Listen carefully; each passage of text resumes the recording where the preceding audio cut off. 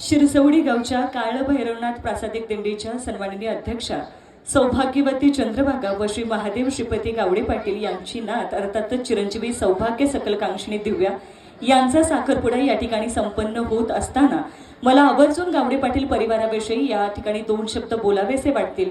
गेले अनेक वर्ष खरं तर एक दशकापेक्षा जास्त देखील वारकरी संप्रदायाशी यांचे ऋणानुबंध जुळलेले आहेत आणि अखंड महाराष्ट्राचं आराध्य दैवत म्हणून आपण ज्यांना ओळखतो अशा विठ्ठल रखुमाईचं हे संपूर्ण घराणं हे संपूर्ण कुटुंब भक्तीत लीन झालेलं आहे हे निश्चित।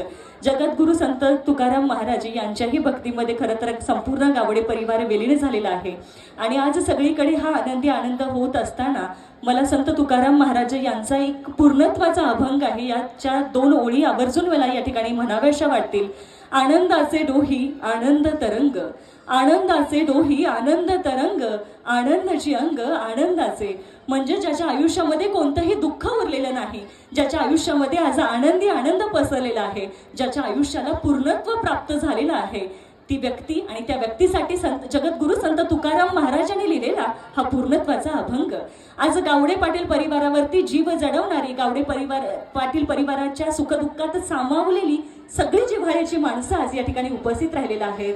आज समस्त गावडे पाटील परिवार असेल काय किंवा समस्त म्हस्के पाटील परिवार असेल काय, यांच्याही मनामध्ये आज एकच भावना आहे, ती म्हणजे आनंदाचे डोही आनंद तरंग, आनंदाची अंग आनंदाचे।